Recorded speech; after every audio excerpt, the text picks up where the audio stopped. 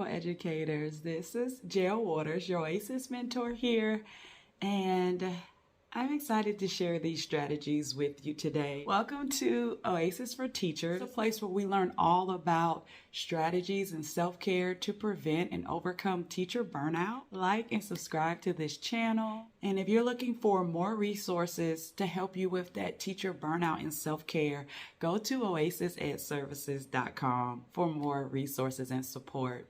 So today I want to talk to you about activities, strategies that you can do in your classroom to maintain that calm, peace, well-being, and focus during your school day. Now, you can use these strategies, you can use these things with your students as well, or you can use them for yourself.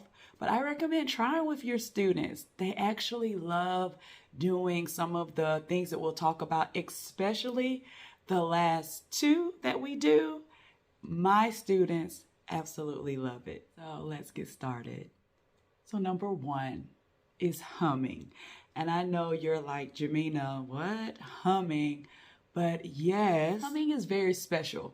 And it's not just about making sounds. It creates gentle vibrations in your body. It works like a little magic button. So it tells your nervous system to calm down, and it tells your nervous system that you're safe. These vibrations, they wake up something in your nervous system called the vagus nerve. It helps your body to relax. Like telling your brain and your body, we're safe and everything is okay. So being stressed and that natural defense system that your body naturally has is actually, it was meant to be a good thing.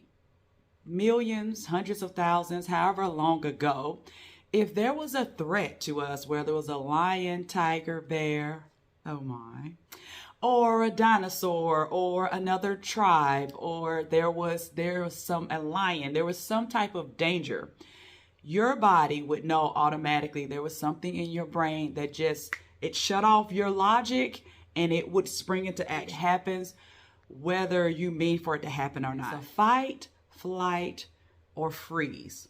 So when you're in a stressful situation, your body naturally will brace itself to fight against a predator, to run or to flee against a danger, or to just freeze. The issue with today is we're not fighting tigers, not most of us in the United States at least. There's no major dangers most of the time. Most of our stress is coming from our classrooms, those students, and you know who they are. Parents. It's your own biological children. It's your spouse or partner or boyfriend or girlfriend or whatever relationship you're in. It's your coworkers. It's that drive to work, that commute, and that person who cut you off, or that traffic.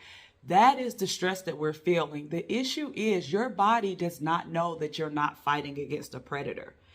It doesn't know that your stress is just traffic. So your body is secreting these hormones, and it's getting in a place where it needs to fight, or it needs to run away, or it needs to just freeze. And the body is in a natural state to react to that danger, but there is no danger. So your body, when you're stressed, is constantly in a chaotic state. An amazing thing that you can do is just hum. And one thing that you can do, and it has been scientifically proven to calm you down, is to hum in this way. To literally just go, Now, I know for some of you guys, that is too woo-woo, and I'm okay with that. Just hum your favorite song. So if there's ever a stressful time in your classroom, take that time to just step away, or just hum your favorite song while you're at your desk or you're teaching, or just say to your students, hey, let's stop for a second, take a break, and let's hum. Or on the way, when you're walking in line or you're going to different parts of the building, have your students hum. It's naturally telling your body to calm down. We're safe.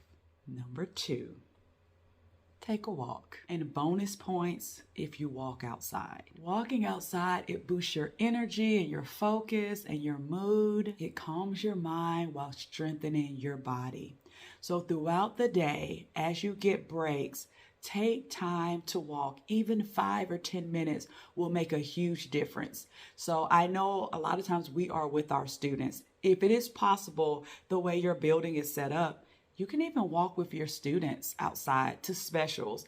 You can walk at recess. Take time and walk with your students. A lot of our playgrounds have a walking area. And when you take your students out to recess, take a walk. A lot of your students, I bet they'll join in with you on your walks. Still monitor them, but take walks. You can take a walk after you take them to specials. You can take a walk after you bring them to lunch if you don't eat lunch with your students, or take a walk at the beginning of the day, or once you drop them off at car rider, the bus line, after school. Take a walk to just decompress. It's going to help you calm down throughout the day. Number 3, having a calm, positive environment. So this could be everything from playing calm music. I have a classroom quiet playlist where I have all different types of calming music. Everything from nature sounds to beach waves with music playing in the background, jazz, modern hits, but they're instrumental and calming, Disney classics that are instrumental, just music that you know your students will enjoy and that keeps it calm all day.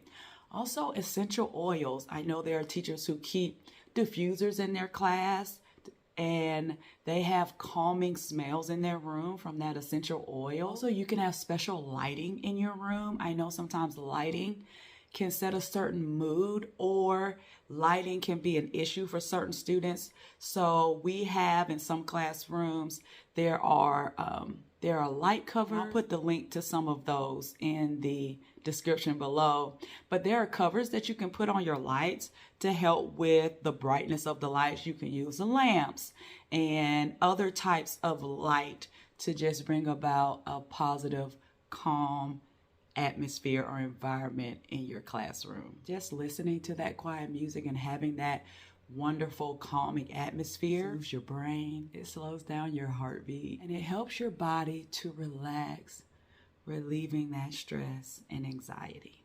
Number 4, have pictures of loved ones in your classroom. So this can reduce stress by providing comfort and reminding you of your support system and creating a sense of positivity and connection. So this could be your spouse or your partner, your children, your grandchildren, your fur babies, your siblings, your nieces and nephews, or it could even be beautiful pictures of your happy place. So pictures of the beach or a mountain or a sunset or sunrise or of nature. Having pictures around your classroom, it just brings about a sense of calm and positivity.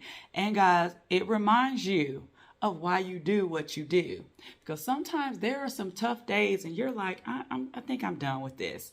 And then you see the pictures of your loved ones and you're like, yeah, this is why I do it. One of my whys. This is why I do it. So put pictures of your loved ones or pictures of things that make you happy in your classroom. Number 5, positive self-talk and gratitude. So I want you to think about if you were in a relationship with a significant other and that person was constantly putting you down. They were telling you how you aren't worthy, how terrible you are at whatever things that you're not perfect at. They're very judgmental and they judge you anytime you make a mistake. They're always critical of you and they talk about you all the time in a negative way. Would you want to stay in that relationship? The answer would probably be no. But think about, how do you talk to yourself? And the relationship that you have with you is one of the most, if not the most important relationship that you'll ever have. So be kind to yourself. So remind yourself throughout the day, instead of being negative and critical, we're not perfect. Practice makes progress. and you're doing the best that you can. This is a very challenging profession and calling. Give yourself grace. You can keep positive affirmations in your classroom. You can say them to yourself, but be mindful of the things that you're saying to yourself. And throughout the day, say positive things to yourself. Things like, I've got this. I can do hard things. I'm meant for this. I've got this. I'm doing the best I can, and that's enough. I'm going to have a great day. I don't have to teach. I get to teach. All of these things will help you remain positive, help with your calm throughout the day. Also, just having an attitude of gratitude will help as well. Listen, I know we all have that student. Some of us have more than one, but I have yet to have a school year that I did not have at least one. And we know that student. It is that student.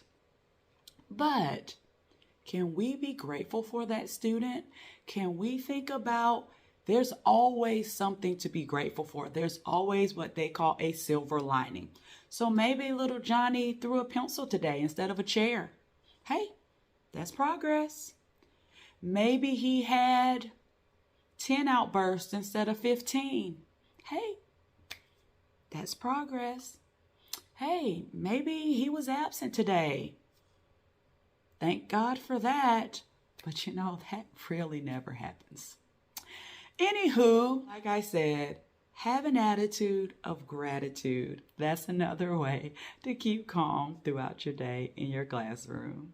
Okay, number 6 is chair movement. And throughout the day, we all need to move. The students need to move. We need to move. It's just great for our minds and our bodies. So for a brain break, we can actually do some chair movements. So I'm going to do some of those with you today. Okay, getting my hair back here. Okay, so these are actually some movements that you can do with your students in their chairs in the classroom.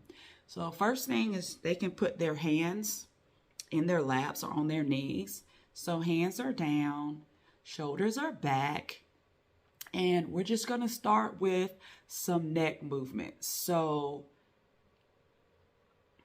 you can move your neck from side to side, leaning your head back. You can roll your head side to side with your head forward. If you want to do the entire rolls, they can do the entire rolls. This is a lot of hair. It's fine. It's fine. You can do whole rolls, right? You can do yes and no's, but just getting some movement in your neck. So start there. Listen, if you hear the snap, crackle, pop, that's okay. Embrace the clicks and ticks. Embrace it. Okay. Now we're going to go into our shoulders. So you want big shoulder rolls. And this is where women keep a lot of their tension. Masseuse once told me men don't keep tension in their shoulders, but women do. I'm not sure where men keep tension. Anywho, but guys, just rolling your shoulders, big shoulder rolls to the back, and then you want to now bring the shoulder rolls to the front. And wow, guys, I can feel this now because I'm guilty of keeping tension in my shoulders. Thank God for massages. All right, now we can do something that's called a chicken wing. So here, yeah. So hands are on your shoulders and you're rolling your shoulders forward and back. Let's get that chicken wing action in there. Yes, this feels so good just to move.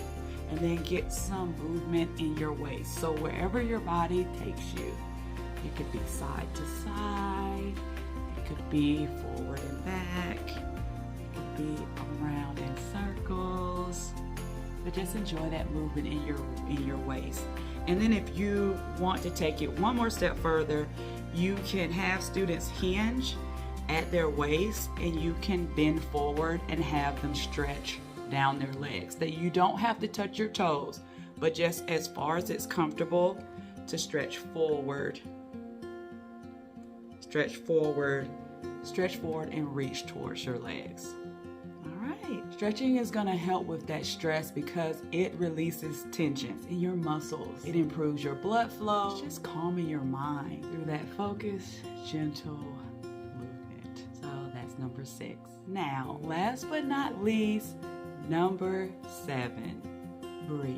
Mindful breathing helps with stress. It slows down your heart rate. It helps you to relax. It calms your nervous system. It keeps you focused on the present moment.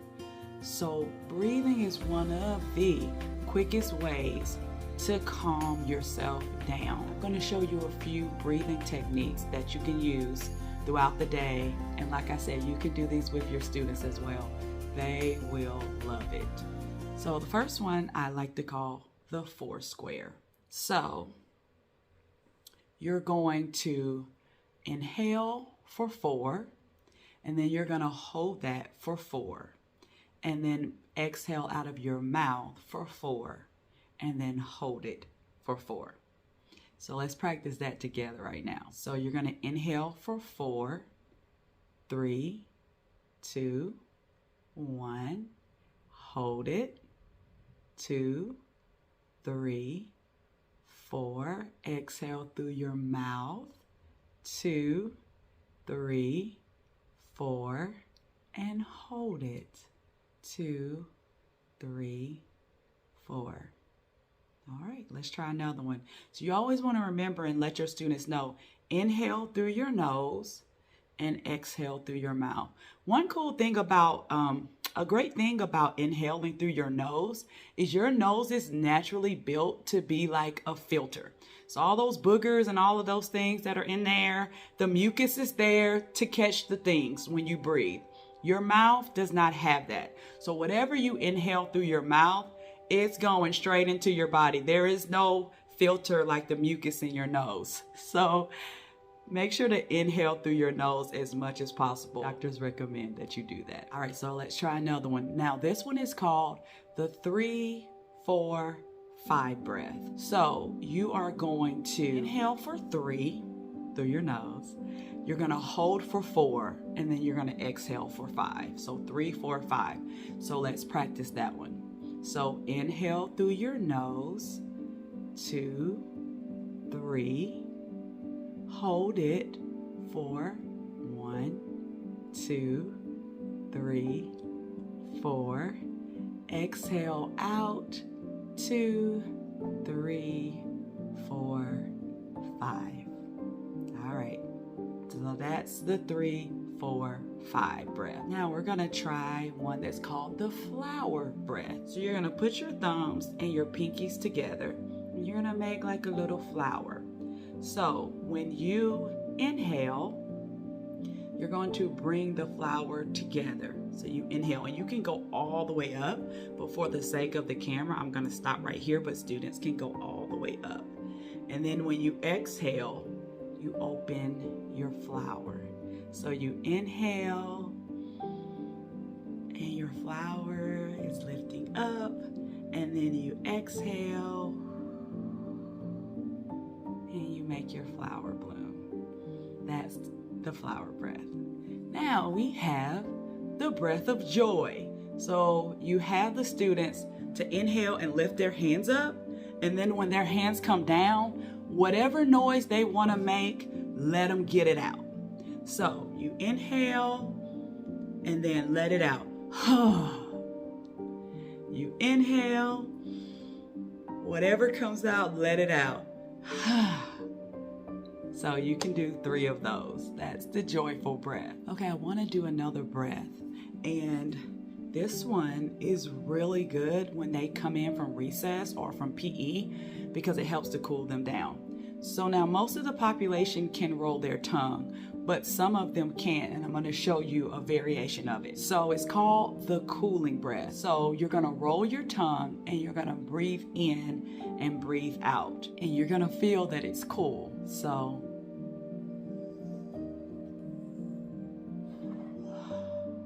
So you breathe in, it's cool, and you breathe out. But they'll feel the cool. Now, if they can't roll their tongue like that, you can make a circle with your hand and you can breathe through.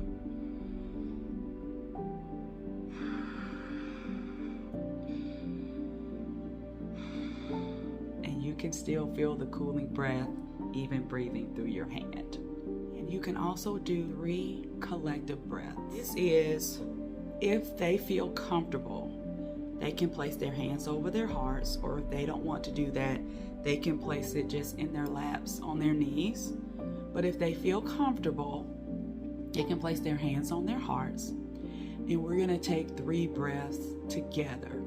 Now, you can have students close their eyes if they want to. If students have dealt with trauma, closing their eyes might not be a safe space for them. So let them know it's okay if they don't want to close their eyes.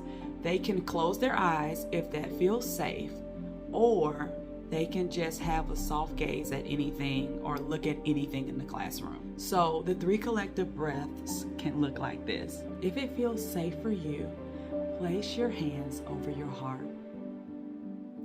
Also, if it feels safe for you, you can close your eyes. If not, just look softly at something in the classroom. And we're going to take 3 breaths together. Inhale through your nose and exhale through your mouth. Inhale through your nose and exhale through your mouth. One more time. Inhale through your nose and exhale through your mouth.